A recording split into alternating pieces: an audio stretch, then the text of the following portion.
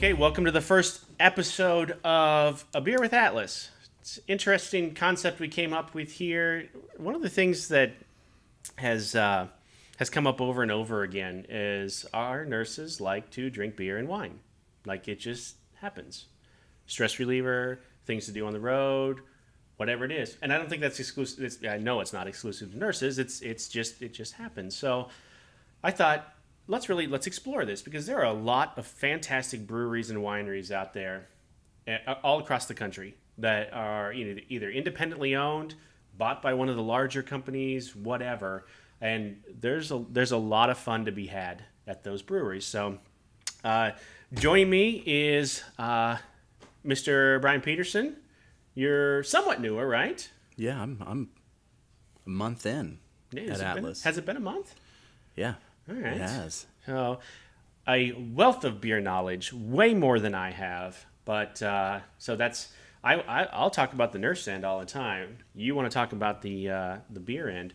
I think the idea here is let's just get comfortable with what those different beers are, where these breweries are, and maybe if you're in the area, you could visit that brewery too. So I hope it will spur conversation, and then maybe a road trip or an evening out. As always, be safe. Call an Uber, and I'll pay for it to get you home. Be safe. For sure. Everything. If you do these, if you go places like this, send us some pics. Absolutely. Shoot a live video, whatever you want to do. Just let us know what you think, and if you found your favorite beer finally, let us know. Or especially if just a couple of years ago I did not like beer that much, and I have learned a lot, especially from guys like Brian who really enjoy beer, that enjoy the nuances of beer, and the nuances that breweries all across the country have to offer. So I think the first one we'll pick a brewery in a state, generally where we have travelers working right now. So, and we'll do this once a week and drink one of their beers and then talk about it and then talk about where that brewery is. So, of course, the first one we're going to start in our own backyard, Kros Strain Brewing out of Omaha. So actually they're in La Vista, right? I mean, which is practically Omaha. La Vista, Papillion, sure. Omaha. It's literally my backyard. It's 2 minutes from my house. I'm so jealous of that. That's why I look the way I do.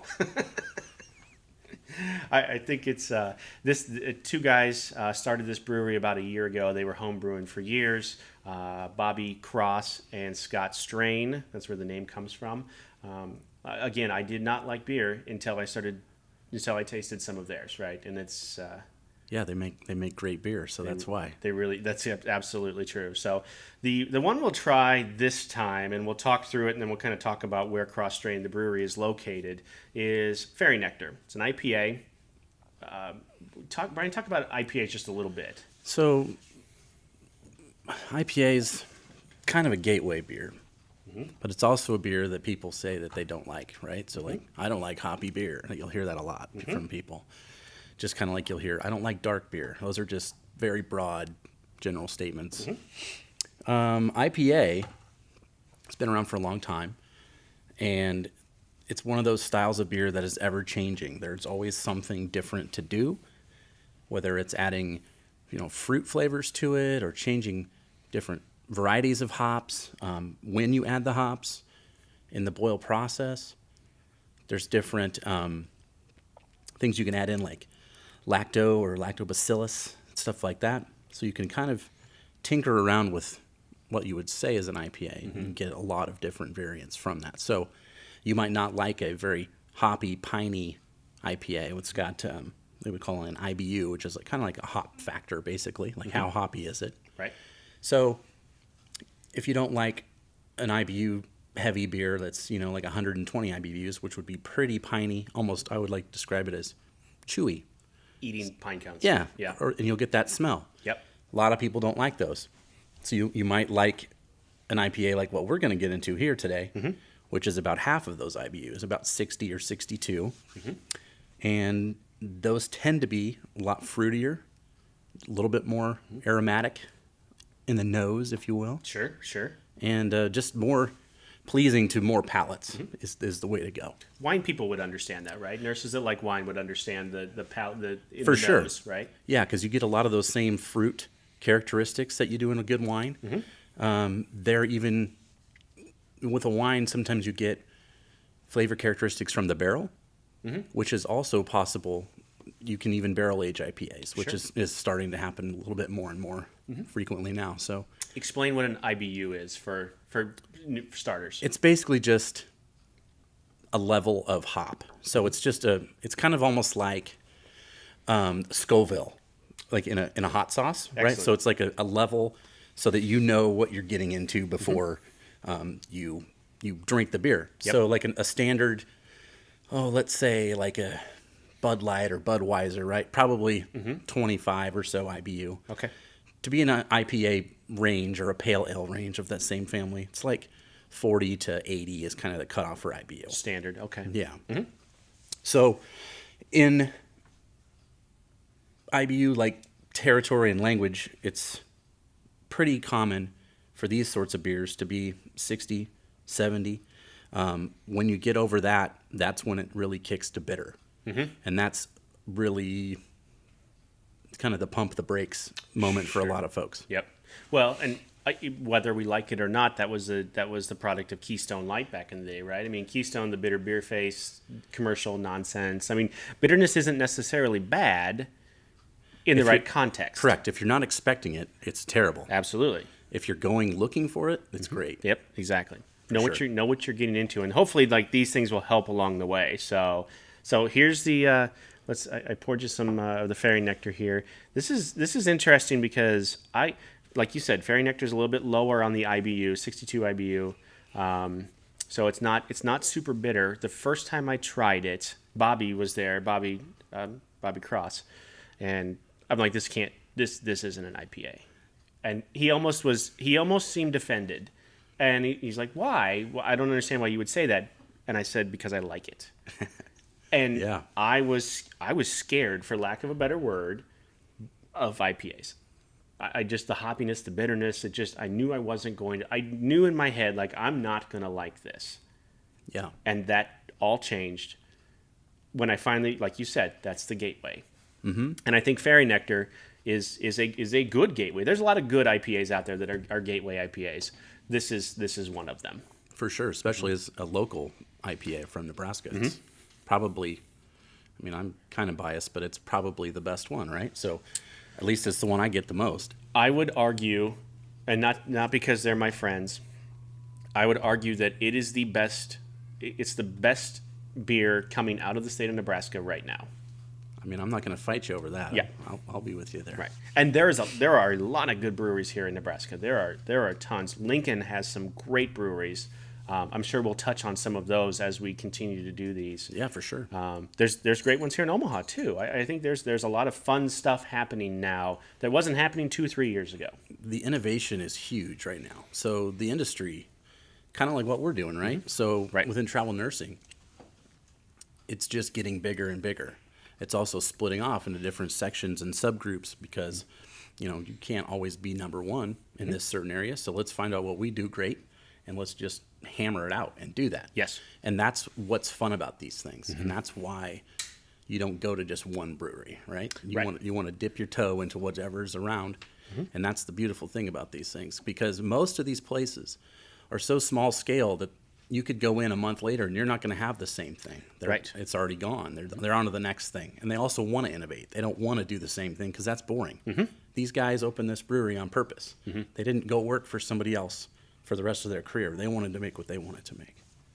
Correct. So let's talk about the brewery in general. So it very open to, they have a party room there. They do brewery tours, and they're very happy to tell you and show you how it's brewed, where it's brewed, the process. Like it's pretty fantastic to go back there and see how the process takes place. For sure. From the milling to the boiling, all the way through. Yeah. I took my kid there for Santa this year. They had a Santa Claus event. So I got to take my kid to see Santa, and I got a pint. So that was great. That's what's so much fun, and that's what's changed so dramatically over the years is it's super kid friendly. My son, who just turned 9, loves to go to breweries with me because they are so family friendly.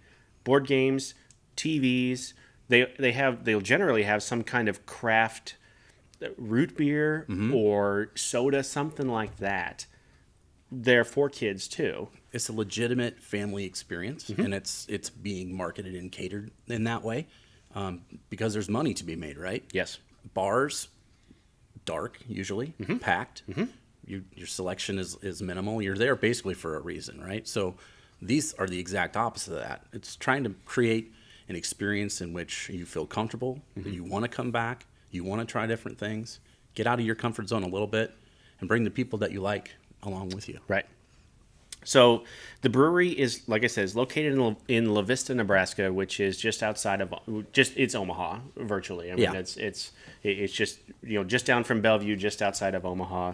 In relation to some hospitals around here, it's about 15 to 16 minutes away from Bergen Mercy, Methodist, and Nebraska Medical Center, which is Nebraska Health System, is that what it's called now? Nebraska so. Medical Center. Yeah. Or whatever. And Children's Hospital is right there too.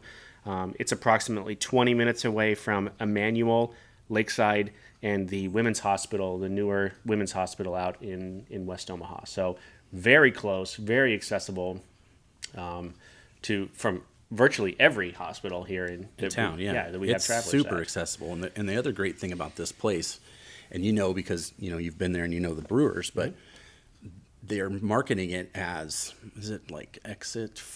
Is it 442, 424, something like that? I can't remember what the exit number is, but there's about 4 or 5 breweries off of this exit on the interstate, Right. that all make beer. Yep. And sometimes they make the same kind of beer, and they all get along, and they all like pull for each other, and it's pretty fun. So it's kind of a cool thing, easy to get to. So right off the interstate, within 2 minutes of the interstate, you're at the brewery. You're right there. And there during the summer, and I know even in the fall too, there was a bus that would run from one to the other. And so, I mean, it could be an afternoon event. You could very safely travel to 5 different breweries, taste what they had to offer, and then For call sure. it a day. And here in town, they also do, at least at these breweries, they do a bike ride. They start from one brewery, and you go to all the breweries. And you can spend as much time as you want on each one. They have on Friday nights and Saturdays, at least at Cross Train I know, and there's another brewery right next door to them too, and they share food trucks. Yeah. So they'll roll in, you can go and have dinner and pop in 1 or 2, both of the places, and kind of just make a night of it. Yeah. So let's talk about the beer itself. So let's talk about Fairy Nectar. I, like I said, did not like IPAs whatsoever until this one, and I think you hit it right on the head. It's because there's a little lemony, fruity, Yeah. citrus maybe? Is that what it is? Yeah, Citrus notes? It's citrusy. People can get real snooty and snobby about this, and, Sure. and I don't have one of those like, oh, I get lavender and those aromatic. Like I can get some base flavors down, but there's people that have really advanced palates, and just like in anything. But this one, it's definitely citrus. Most of the IPAs in this IBU range are going to have that. That's generally the style that's hot right now, citrusy, because it opens markets a little bit Right. more. So this one is Mosaic and Citra hops. Those are the 2 main hops. Citra is, just like it sounds, it's going to be a citrus kind of infused almost in flavor. Sure. So that's what you got with this one. And it's hard for me to explain because after only drinking beers for a couple of years now, there's definitely, and this is in the most basic way I can, it doesn't taste like a pine cone. Yes. I've had some IPAs that taste like straight pine cone. I don't even know. And that might be that's the hops. That's how. Could be. I don't know. Yeah, it could be some of those real piney IPAs will use something like a Simcoe hop, which was kind of a big hop back in the day, Okay. maybe 5 years ago or so, when every brewery was trying to make the most IBU heavy beers they could make, because that was the thing, right? Yeah. Because back then, 5 years ago, 10 years ago, 20 years ago, it was mostly a dude-dominated thing, right? So, Right. like, that was a thing. Yep. Where they were trying to have a contest, basically, as to how heavy IBU they could make a beer that people would still drink. Just as over the top as possible. Yeah. It's like extreme beer making, right? As far from Bud Light as you could possibly get. Yes, and that was like a point of pride for a lot of places, was that. And then it's shifted, it's changed. They've realized there's a lot more money to be made lowering it down, and for most people it tastes better. So that's kind of how it's shifted. And then even from there, once you break down the IPA itself, there's some new variants out of IPAs that are hot right now. They're like probably the most created and improved on beers in the last year. It's like the hazy IPA style, that sort of stuff. So New England IPAs. yeah, for sure. The Northeast IPAs. If you hear hazy IPA, like explain what a hazy IPA is. It's basically like how cloudy of the beer it is, how it looks refracting light through it, either in a glass or in a bottle. And it's just kind of become the tagline for the style of that and the flavor profile for the most part. And that's what I find just fun about these too is I've had some hazy IPAs, some New England style IPAs that taste like straight orange juice. And they look like it too. And they look like it too, which is super weird. Yeah. I would never ever have guessed that in a million years how they could get that flavor out of the brewing process, but it's fun. It is, and that's why those guys do it, and we buy the beer.